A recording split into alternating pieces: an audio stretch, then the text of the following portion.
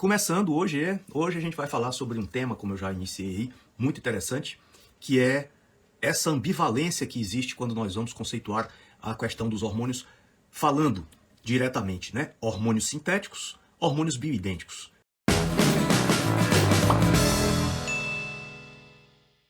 Muitas pessoas acham que isso é delírio, que isso não acreditam nessa terminologia, acham que não existe fundamentação em alegar que um hormônio é bioidêntico. Eu já ouvi professores de ginecologia endócrina falando que todo hormônio é bioidêntico, senão não seria absorvido, quer dizer, uma infâmia, né? um verdadeiro insulto e uma agressão. Porque os declínios hormonais, como foi bem mostrado ontem, impactam em qualquer área do corpo humano, devido à multiplicidade de ações dessas moléculas reguladoras, devido ao fato delas possuírem receptores em todas as células do nosso corpo, como por exemplo, melatonina é um hormônio que tem receptores em todas as células do corpo, T3 é um hormônio que tem receptores em todas as células do nosso corpo, a própria molécula do hormônio D, né, que não é uma vitamina, é um hormônio, possui receptores em todos os setores do meu corpo. Então fica nítido, vocês todos, nós todos entendermos que o declínio hormonal, quando ele acontece, e ele acontece com todos nós, homens e mulheres, a partir de 25, 30 anos de idade, a sequência de problemas que cada um de nós vai ter não é exatamente a mesma, porque nós temos populações de receptores, que são as estruturas proteicas que captam e transportam o hormônio para dentro do núcleo das células. Essa relação de qual é a quantidade intrínseca de receptores que cada um de nós possui para um dado hormônio é uma condição determinada geneticamente. E, por isso, para um mesmo órgão ou para um mesmo setor do corpo daquele indivíduo, se nós considerarmos, por exemplo, duas mulheres com a mesma idade cronológica, na mesma situação de declínio hormonal, se pudesse haver essa comparação, Tereza, Ana, 54 anos, ambas estão em menopausa, ambas têm o mesmo nível de declínio hormonal, e ainda assim nós iríamos ver que os sintomas e os efeitos que essas quedas hormonais vão provocar naquela determinada pessoa são completamente diferentes de uma pessoa para outra, tão individuais quanto a nossa impressão digital. Por quê? Porque o primeiro órgão-alvo a ser afetado por um dado declínio hormonal é exatamente aquele órgão que nós possuímos a maior quantidade de receptores. Então vamos aqui imaginar uma coisa bem simples. Vamos imaginar que Ana possua a maior quantidade de receptores para aquele hormônio que está em queda no tecido ósseo. Paula possui a maior quantidade de receptores para aquele dado hormônio na mucosa vaginal. Então o que vai acontecer? Essa criatura aqui, quando entrar em declínio hormonal, ela vai tender a perder massa óssea muito mais rapidamente do que aquela outra. Em compensação, a outra vai tender a ter ressecamento vaginal, dispareunia, infecção urinária de repetição, muito mais cedo do que a outra, que vai ter perda de massa óssea, do que vai ter osteopenia, do que vai ter osteoporose. Por isso é que nós temos que ter total atenção a essa questão da especificidade. De cada pessoa tem uma maneira de responder aos declínios hormonais e estarmos atentos que os declínios hormonais podem produzir efeitos em qualquer lugar do seu corpo. E é por isso que fica difícil para o médico tradicional, que não tem essa visão, ou ainda pior, aquele médico que se dedicou ao estudo de um determinado segmento do corpo humano, voltar a enxergar esse todo. Uma pessoa entender, lá da cardiologia, que a mesma situação de declínio hormonal que leva a mulher a ter deposição de placas ateromatosas aceleradas, leva a outra a ter depressão. Aquela outra que não tem a depressão pode ter um diabetes. A que não tem um diabetes pode ter uma hipertensão. A que não tem hipertensão pode ter um câncer de mama.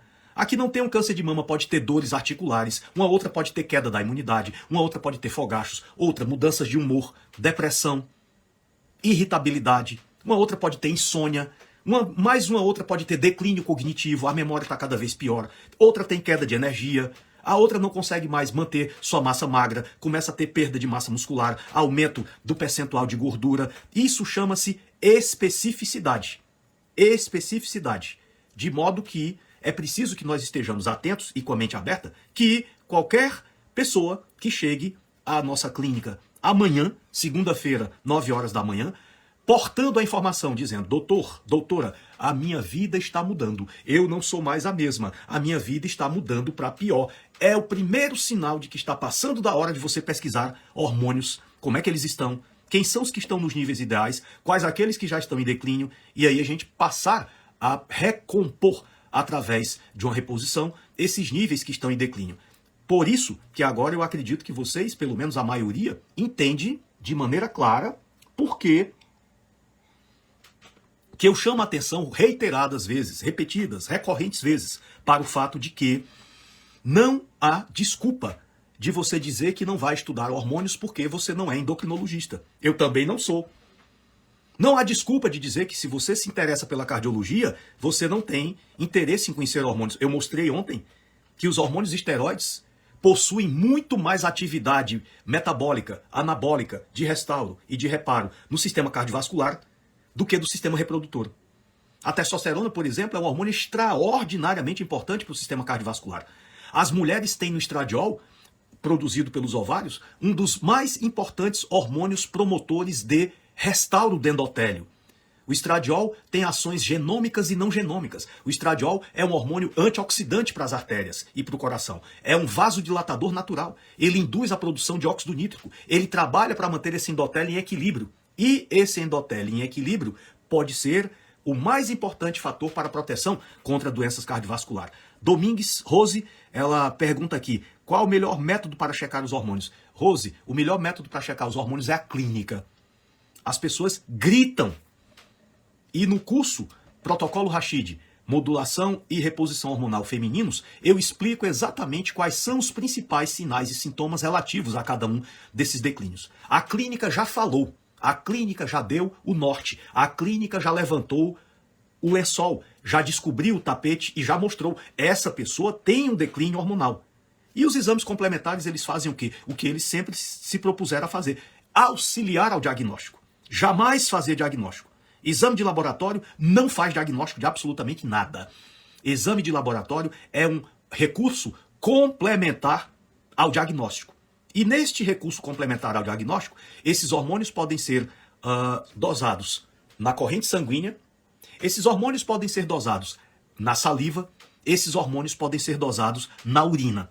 Cada um desses métodos tem vantagens e também tem desvantagens. Cada um desses métodos tem os seus pontos favoráveis e os seus pontos desfavoráveis. Mas no cômputo geral, o que é preciso que nós entendamos é por que eu insisto tanto em valorizar a clínica, por que eu insisto tanto em exercer um preceito da medicina tradicional que diz a clínica é soberana, nós precisamos ouvir mais as pessoas, olhar mais para elas, examiná-las mais, nos preocuparmos mais com elas. A clínica significa o seguinte, a pessoa chega para você, ela vai se queixar. Ela vai dizer que está acontecendo alguma coisa com ela. E aí, a partir desse momento que ela reporta os seus problemas, nós vamos examiná-la. O corpo deixa sinais difusos de que eu tenho problemas hormonais. Existe um atlas inteiro trazendo para cada parte do meu corpo que alterações podem ser visualizadas, podem ser mensuradas, podem ser avaliadas diante de cada uma dessas quedas hormonais. Isso é clínica. A clínica é soberana. Clínica significa juntar informações da anamnese, do exame físico, da queixa principal e dos problemas que essas pessoas estão relatando e usar o cérebro para fazer um diagnóstico ou para fazer uma hipótese diagnóstica. Os exames laboratoriais são importantes? São. Não resta dúvida. Mas eles não são soberanos. Quem é soberano é a clínica. Quem é soberano é o conjunto de informações obtidos a partir da consulta, do que a pessoa fala, do que ela expressa, do que ela reclama, do que ela reporta que não está indo bem na vida dela. Isso é a clínica. Tá? Então, importante que vocês saibam disso. É necessário fazer exames? Sim, mas eles não são os fatores mais importantes e nem tem a palavra final. Quem tem a palavra final é o raciocínio clínico. E por que é importante nós entendermos essa hierarquia? Que a clínica é muito mais importante do que o laboratório. Porque os hormônios não atuam nem na corrente sanguínea, nem na saliva e nem na urina. Os hormônios atuam dentro das células. Então, por mais acuradas que sejam as técnicas de mensuração desses hormônios, eu vou estar sempre esbarrando no mesmo fator limitador. O hormônio que pode estar dentro de uma célula pode estar numa concentração diferente do sangue. O hormônio que está dentro de uma célula pode estar numa concentração diferente da saliva, pode estar numa concentração maior, menor do que a urina. E é por isso que nem sempre nós vamos ter esse pareamento. Quando eu doso a testosterona e vejo lá um determinado número, é preciso que eu entenda que aquele número foi produzido a partir da análise das concentrações na testosterona no sangue e não dentro das células. E não existe uma maneira de colher hormônio de dentro de uma célula. Por isso que existem essas limitações. E se eu não levar em conta essas limitações, eu posso chegar a um ponto de inverter a lógica elementar. Que ponto é esse? O ponto de a pessoa está aqui na minha frente, reportando inúmeros problemas, queixas, sintomas e sinais, que eu sei que são relacionados à queda de um dado hormônio, e lá me vem o exame mostrando que a concentração daquele hormônio no sangue está perfeitamente normal. E aí o que é que eu vou fazer? Tomar a pior decisão possível. Considerar que o número no sangue é mais importante do que os sinais e sintomas e dizer que essa pessoa não tem nada, ou ela está inventando coisa da cabeça dela, ou então ela volte, toma um Rivotril e volte daqui a 6 meses. É isso que eu estou falando. Quando eu digo que a clínica é soberana, é por causa dessa condição que a gente vê acontecendo todo santo dia. Uma mulher chega no consultório e diz para o profissional: doutor, eu não consigo me concentrar. A minha memória está cada vez mais débil, está cada vez mais falha. Eu não consigo manter meu peso.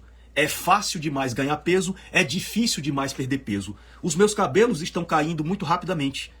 Às vezes eu vou lavar os cabelos e vem um tufo de cabelo aqui nas minhas mãos. As minhas unhas não crescem. São frágeis, são quebradiças. Eu tenho uma baixa autoestima. Eu tenho excessiva intolerância ao frio. Qualquer oscilação na temperatura para menos eu já estou morrendo de frio. O que é que essa pessoa está gritando na minha frente? Eu tenho uma deficiência de T3 tiroidiano. Eu não estou produzindo esse hormônio na quantidade adequada. É isso que eu falo que é a clínica. Aí eu vou lá para o laboratório. O laboratório diz assim: o TSH dessa pessoa está 1,2. Então a pessoa vai dizer: olha, a senhora não tem nada. Seus números aqui estão totalmente normais. Tudo isso que a senhora me contou aqui, ou a senhora deve estar ficando louca, ou a senhora deve estar inventando coisa da sua cabeça, porque o seu laboratório aqui está perfeito. É esse tipo de aberração que eu me refiro. As pessoas não podem ser simplesmente resumidas a uma folha de papel com um bocado de números. Existem pessoas por trás desses números. E quando a discrepância entre o que a pessoa está dizendo, que aponta claramente para um declínio hormonal, e o laboratório não consegue mostrar isso, o laboratório está errado. Não é a pessoa que está errada. Então, muitas vezes, a gente tem que tomar decisões baseadas na clínica. Você tem que chegar para a pessoa e dizer para ela: olha, Tereza, vou ser muito sincero com você. Esses exames aqui não demonstram esse declínio hormonal porque no sangue está tudo bem.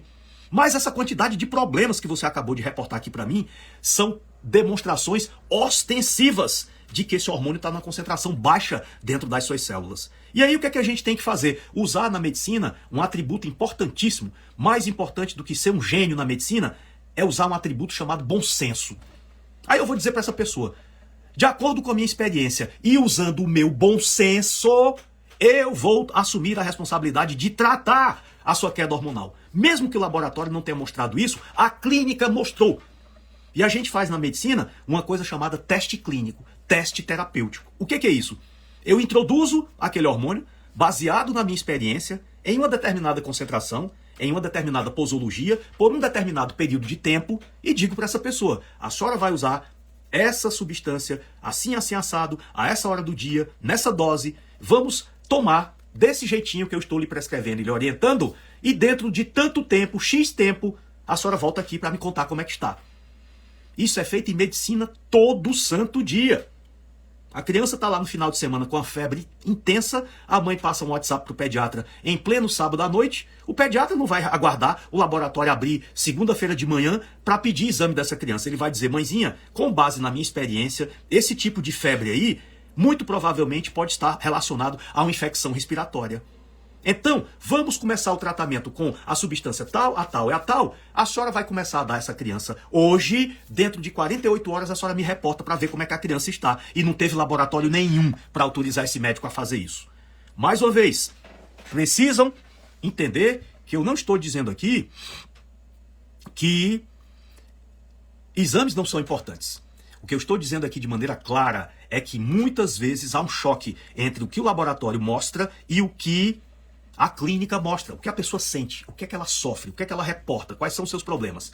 E quando o laboratório aponta que está tudo normal e a pessoa me diz claramente que está tudo muito longe de estar normal, a gente tem que tomar decisões para não deixar essa pessoa sofrer. Tem que tomar decisões entendendo, outra vez, que a concentração daquele hormônio dentro de uma célula pode não ser a mesma concentração no sangue. É por isso que exames de laboratório nós temos que ter atenção. Nem sempre eles vão nos ajudar. Nem sempre eles vão dizer o que realmente está acontecendo. É a isso que eu estou chamando a atenção. Ok? Então, com base em tudo que nós vimos ontem, parabenizar novamente os colegas que já estão inscritos no curso protocolo Rashid, hormonologia, reposição hormonal feminina, eu estou muito feliz em ver todos vocês comprometidos em mudar a qualidade de vida dos seus pacientes, dessas pessoas que sofrem muitas vezes com problemas hormonais que não foram detectados e não foram identificados por outros profissionais. E vamos mudar sim a face da medicina, vamos mudar sim a maneira de praticar medicina, vamos nos dedicar mais ao tratamento da saúde e percebermos que quanto mais nós voltarmos a nossa prática ao tratamento da saúde, mais pessoas conseguirão viver uma vida plena, saudável, menos pessoas irão adoecer, menos pessoas irão comprometer desnecessariamente a sua qualidade de vida. Então, eu queria também conversar um pouquinho hoje sobre um tema muito controverso dentro da hormonologia. Hormônios sintéticos versus hormônios bioidênticos. Os hormônios, como eu já mostrei ontem, são moléculas sinalizadoras, são moléculas reguladoras, são moléculas transmissoras de informação. Hormônios regulam permeabilidade das membranas celulares, o que entra dentro de uma célula, o que deve sair de dentro de uma célula. Essa seletividade da membrana é um fenômeno controlado por hormônios. A síntese e produção de proteínas dentro do corpo humano é um fenômeno controlado por hormônios. A comunicação intercelular e intracelular, a excreção, o restauro, o reparo, a velocidade com que uma célula executa uma determinada função, que função uma célula tem que executar, todas essas ações são controladas e reguladas por hormônios. Essas ações, no seu cômputo geral, nós chamamos de homeostase. Essas reações que nos mantêm em equilíbrio, nos mantêm vivos e saudáveis, esse conjunto de reações performadas pelas nossas células são as reações metabólicas que nos levam a esse estado desejado, desejável, que deveria estar sendo vivenciado por todos nós, independente da nossa idade cronológica. É um estado chamado homeostase do meio interno. E essa homeostase do meio interno é promovida exatamente por essas substâncias chamadas hormônios. E aí, como é que todo esse caminho funciona? Os hormônios são produzidos em complexos celulares chamados glândulas. Essas glândulas funcionam controladas pelo nosso sistema central. Temos a epineal, o epífise, a glândula master no controle do nosso metabolismo em todos os processos de produção de energia.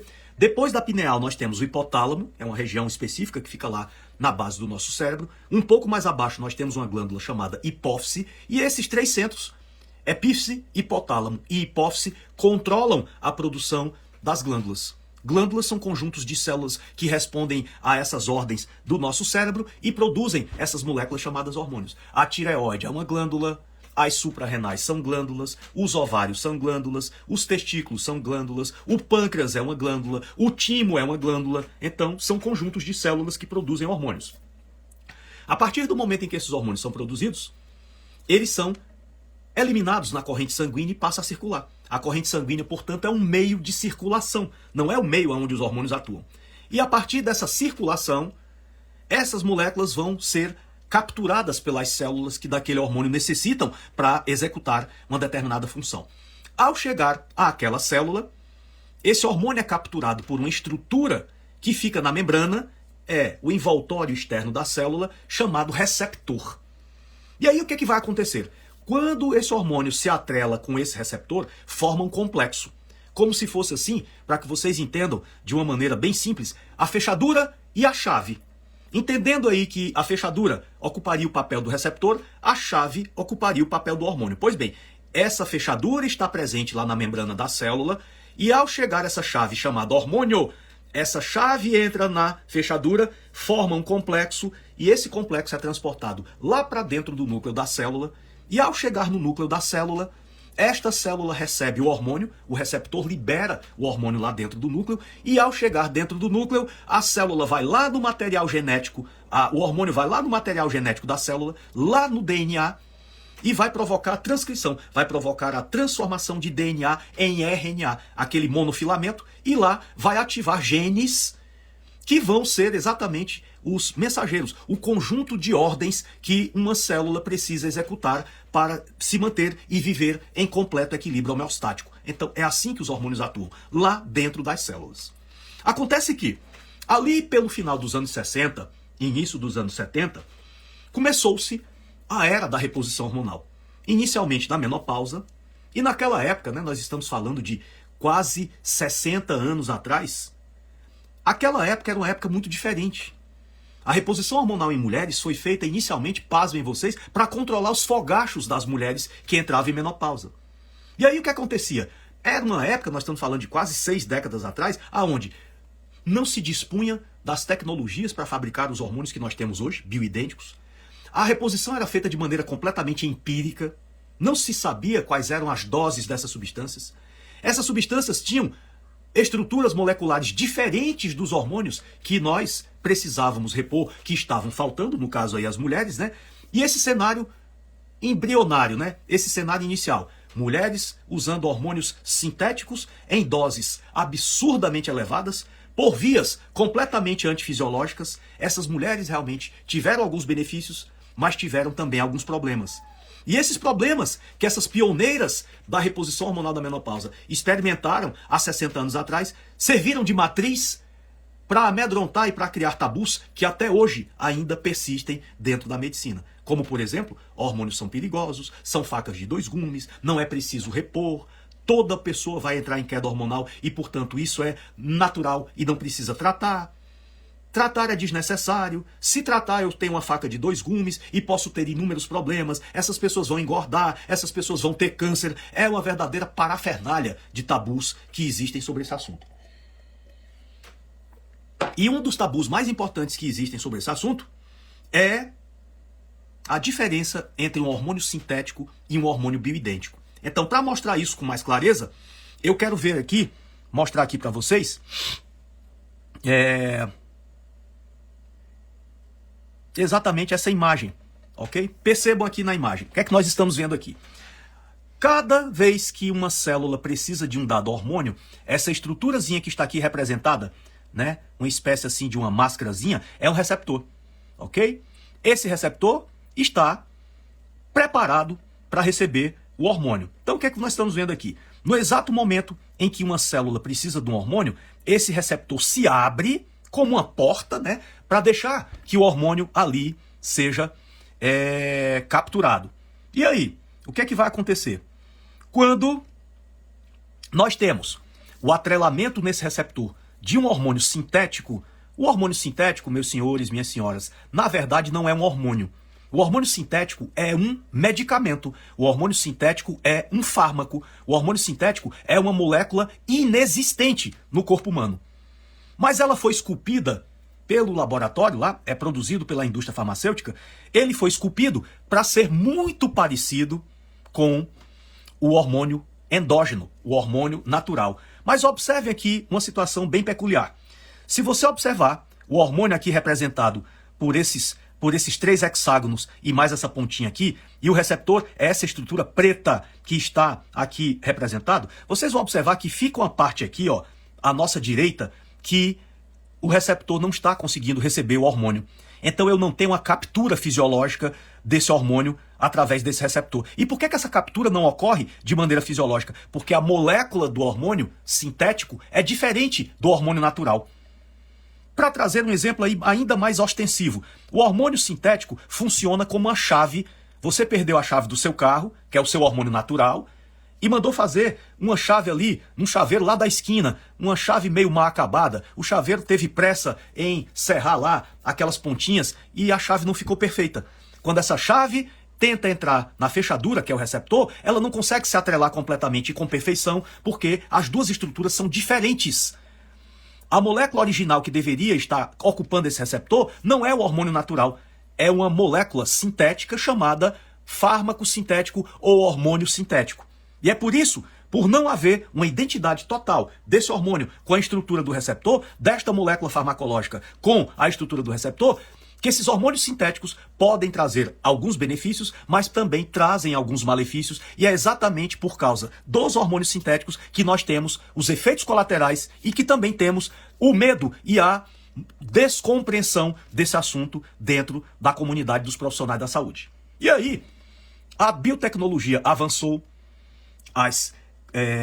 os recursos tecnológicos avançaram, e há mais de 30 anos que nós temos a capacidade de produzir em laboratório moléculas que têm a mesma estrutura dos hormônios naturais que nós deixamos de produzir. Esses são os hormônios bioidênticos. Então, o que é um hormônio bioidêntico? É uma molécula feita de modo artificial também.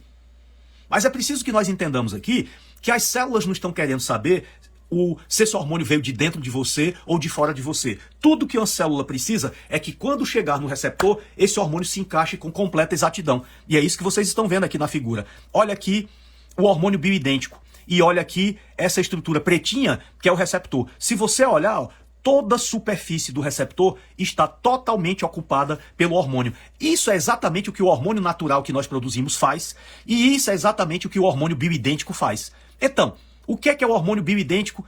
Em síntese, é a chave de reserva do seu carro. Imagine que você comprou um carro novo, chegou lá na concessionária, recebeu as chaves do seu carro e também o manual de instruções, e a pessoa que foi lá lhe entregar o carro e disse: olha, seu Pedro, aqui está a chave original do seu carro e aqui está a chave reserva. Se você perder ou extraviar essa chave original, essa chave reserva vai cumprir o mesmo papel de maneira indistinguível da chave original. Então é o exemplo grosseiro, mas dá para nós entendermos aqui por que essas classes de hormônios são completamente diferentes e por que elas agem de maneiras diferentes. Em resumo, o hormônio sintético é um remédio. O hormônio bioidêntico é um hormônio. Ambos são feitos de maneira sintética, mas por terem estruturas químicas diferentes, o hormônio bioidêntico se comporta como um hormônio natural, o hormônio sintético se comporta como um remédio. E aí vocês vão me perguntar, e onde é que estão esses hormônios sintéticos? Eles estão em todo lugar. Na reposição hormonal, por exemplo, na menopausa, Livial é um hormônio sintético chamado tibolona. É um fármaco, é um remédio chamado tibolona. Não existe dentro da mulher. Portanto, quando a mulher está em menopausa e está repondo tibolona, ela não está repondo hormônio, ela está substituindo hormônio por remédio. Traz alguns benefícios, mas pode trazer uma série de efeitos colaterais. Anticoncepcionais, por exemplo, não são hormônios. São remédios com ação semelhante ao hormônio. E aqui está o exemplo que eu vou mostrar para vocês. Vamos lá. Vejam só. Vocês estão vendo aí na esquerda a molécula da testosterona. E à direita, a molécula do estradiol. Observem como as mudanças são ínfimas. As mudanças são sutis. Se você observar aqui, da molécula de testosterona para estradiol, aqui nesse primeiro anel ciclohexano, eu tenho um hidrogênio a mais e ali no carbono número 10 eu tenho um radical metil CH3 a menos. Essas duas miseráveis mudanças transformam a testosterona no principal condutor de anabolismo no homem e o estradiol, o principal condutor de anabolismo na mulher. E por que eu estou mostrando que diferenças sutis podem provocar respostas dramaticamente opostas na ação de um hormônio? Para que vocês jamais sejam enganados e alguém que queira lhe dizer que hormônio sintético é a mesma coisa do hormônio bioidêntico. É absurdamente diferente. Se não, vejamos. O que eu vou mostrar para vocês aqui, ó. À esquerda é a molécula da progesterona. Olha aqui para a direita e você vai ver a molécula dos progestogênios sintéticos que tem lá nos anticoncepcionais. Eles são derivados dessa molécula aí chamada acetato de medroxiprogesterona. Se você observar para a molécula da esquerda, que é a natural, que existe dentro do nosso corpo, você vai ver que ela não tem absolutamente nada a ver com a molécula da direita. Não precisa contar, mas acredita em mim, essa molécula sintética aí da direita, que não é um hormônio, é um remédio, ela tem 13 átomos a mais do que a molécula da esquerda, que é um hormônio chamado progesterona. Então, quando essa coisa aí da direita entra dentro do seu corpo, o seu corpo olha para um lado, olha para o outro e diz: ei, o que é isso aqui? Tem alguém ficando louco? De onde você veio? O que é que você está fazendo aqui? O que é que você quer aqui dentro? E, não tendo como reagir a essa molécula que vai se atrelar no receptor, o corpo recepciona essa molécula, mas não consegue metabolizá-la de maneira fisiológica. E é por isso que esse tipo de substância aqui está, à nossa direita, amplamente conectado com vastos efeitos colaterais. Para vocês terem a noção, a progesterona, que é essa molécula aqui da esquerda, ela tem um comportamento de uma substância que provoca vasodilatação. Os vasos arteriais dilatam quando tem progesterona. Essa molécula aqui da direita, os vasos se contraem. Ela é vasoconstrictora. Essa molécula da esquerda, ela é antiagregante plaquetária. Ela diminui o risco de trombose. Essa molécula da direita, ela é pró-agregante plaquetária. Ela aglutina plaquetas, ela aumenta fibrinogênio e ela aumenta o risco de fenômenos tromboembólicos. Essa molécula da esquerda, ela é anti-inflamatória. A da direita é pró-inflamatória. Essa molécula da esquerda, ela é antioxidante. Essa da direita é pró-oxidante. Essa molécula da esquerda é antiproliferativa e protetora contra o câncer de mama. Essa molécula da direita, ela estimula a proliferação atípica do tecido mamário e aumenta o risco de câncer de mama. Então, você tem que ter 2 neurônios na cabeça, inativos, para não entender que hormônios sintéticos são anti-hormônios. Hormônios sintéticos são remédios que procuram imitar dentro do corpo das pessoas a ação dos hormônios. Onde é que essas substâncias aqui da direita estão escondidas? Elas estão escondidas em alguns produtos por via oral para tratar a menopausa, como o Premarin, como o Provera, como o Premeli, como o Livial, como o Libian. Essas moléculas aqui da direita estão escondidas em todos os anticoncepcionais. Quando as pessoas estão usando esse tipo de remédio aqui da direita, elas passam a ter uma menopausa química. E essas moléculas aqui da direita estão escondidas lá nos esteroides anabolizantes. Portanto, eu quero deixar aqui mais uma vez a visão clara, nítida, ostensiva. Hormônios sintéticos trabalham contra a fisiologia, porque são remédios. Hormônios bioidênticos trabalham a favor da fisiologia, porque são hormônios. E eu preciso que você também entenda que dentro desses cenários de diferença de comportamento metabólico, nós temos aí, houve um momento em que havia uma grande contestação a respeito desse assunto. Até pouco tempo atrás, ainda se duvidava da ação diferente dos hormônios sintéticos e dos hormônios bioidênticos. Dizia-se que falar que existe hormônio bioidêntico é charlatanismo, falar que existe hormônio bioidêntico é falácia, que não existe diferença entre hormônio sintético e um bioidêntico, que não tem comprovação científica de que os hormônios bioidênticos funcionem, que hormônios bioidênticos só são produzidos pela manipulação. Nada disso é verdade. Para vocês terem a noção, os laboratórios farmacêuticos também produzem hormônios bioidênticos há mais de 40 anos. Nós temos, por exemplo, o Estrevagel, que é o estradiol bioidêntico produzido pela indústria farmacêutica. Nós temos o Evocanil, que é a progesterona micronizada bioidêntica produzida pelos laboratórios convencionais. Nós temos o Ultrogestan, que é a progesterona micronizada bioidêntica produzida também pelos laboratórios. Nós temos, por exemplo, o hormônio do crescimento. Temos várias apresentações. O hormônio do crescimento tem um nome comercial de Sizen, Norditropin, Genotropin. Tem uma vasta quantidade de hormônios bioidênticos sendo produzidos pela indústria convencional. O problema é que eles não fazem a menor questão de dizer para você que também eles produzem substâncias sintéticas com estruturas moleculares diferentes. Eles tentam colocar tudo dentro do mesmo bolo. Por quê? Porque o hormônio bioidêntico, a partir do momento em que ele é produzido, não se pode obter patente. São moléculas que já existem na natureza. E para manter reserva de mercado, os laboratórios procuram produzir a máxima quantidade possível de substâncias farmacológicas hormonais sintéticas, porque quando eu produzo um hormônio sintético, eu produzo uma molécula que não existe na natureza. E como essa molécula não existe na natureza, ela pode ser patenteada. Mas é completamente diferente. É preciso que vocês entendam de uma vez por todas que hormônio bioidêntico tem um comportamento de um hormônio, portanto, o seu efeito é fisiológico. O hormônio sintético tem um comportamento de um remédio, portanto, o seu efeito é farmacológico.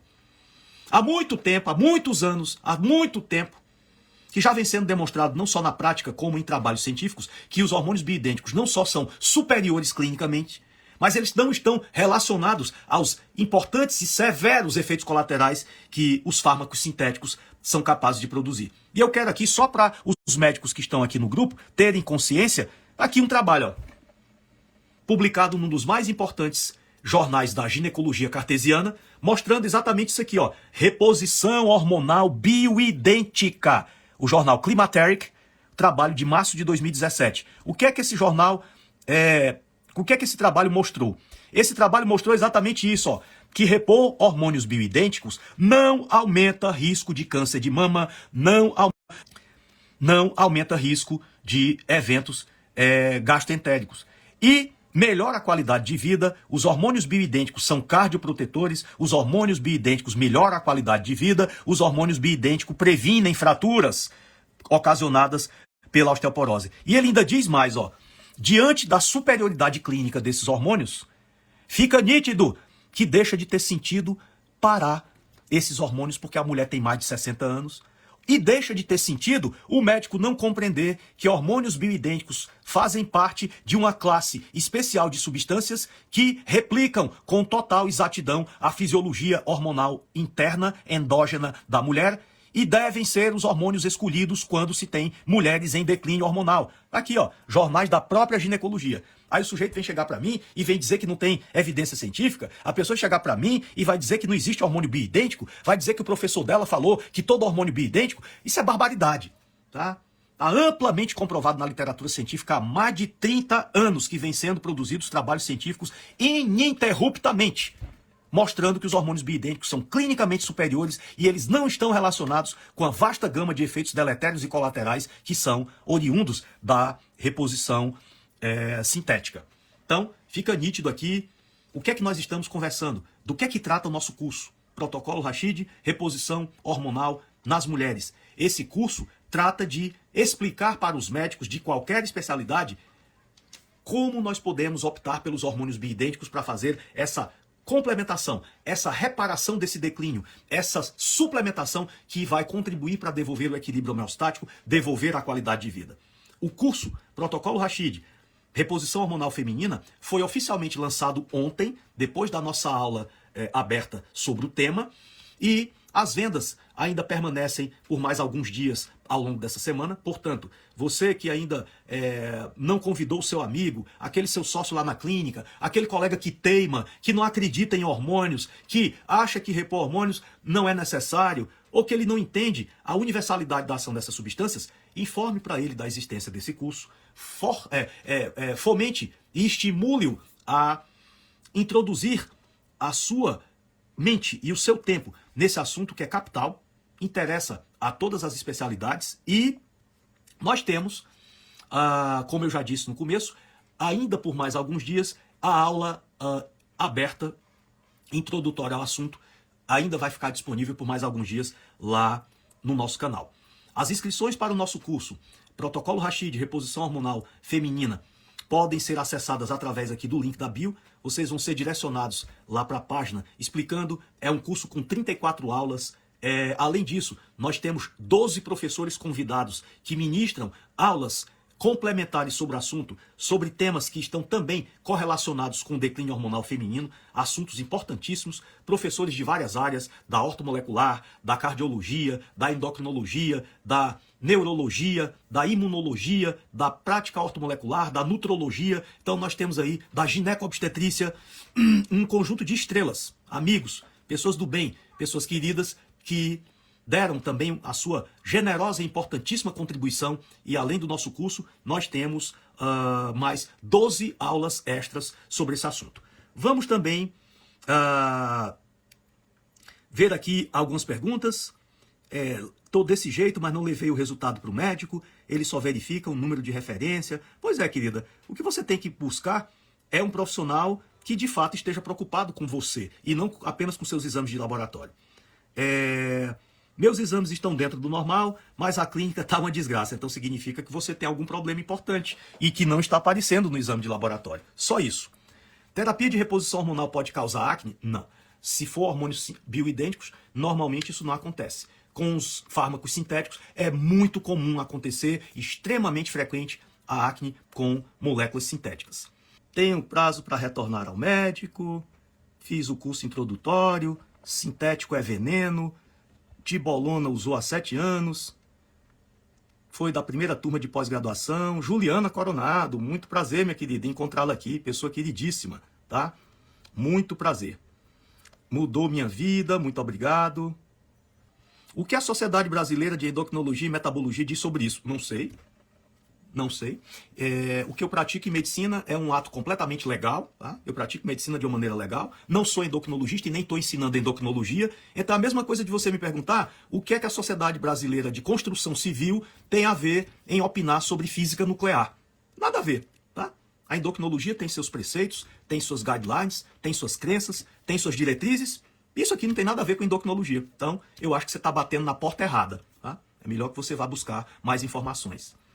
Quilaira também é um remédio contraceptivo, é um remédio que vai provocar o potencial de par efeitos exatamente igual aos outros concepcionais, E o que eu falei aqui vale para tudo isso, tá? Para todos esses raciocínios. Por que que ainda se utiliza hormônio sintético para reposição se já existe o bioidêntico? Não sei, meu amor. Você tem que perguntar isso a quem está usando hormônio sintético. Eu não uso hormônio sintético, então eu não sei por que se usa essas substâncias se o que as mulheres precisam são de moléculas iguais àquelas que elas deixaram de produzir, ok?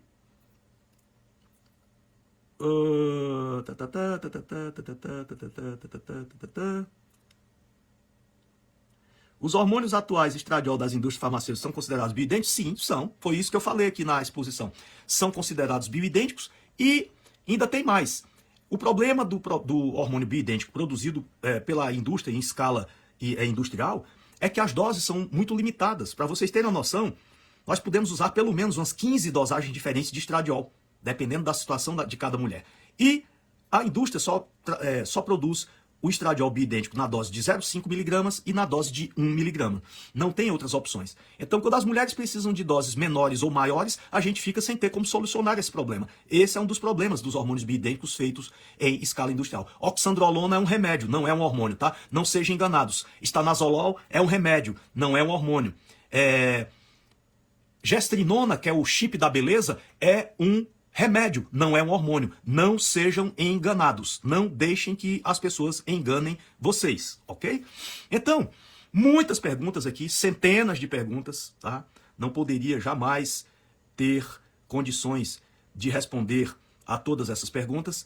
E deixo aqui, mais uma vez, o convite a que todos possam adentrar lá na aula aberta, conhecer o curso Protocolo Rashid, Reposição Hormonal em Mulheres, e deixo aqui o meu mais profundo e sincero agradecimento, deixo todos aqui o meu mais profundo respeito e carinho pela atenção e por terem compartilhado aqui esse momento tão especial. Beijos carinhosos nos seus corações e vamos que vamos. Vamos praticar a medicina da saúde. Beijo enorme.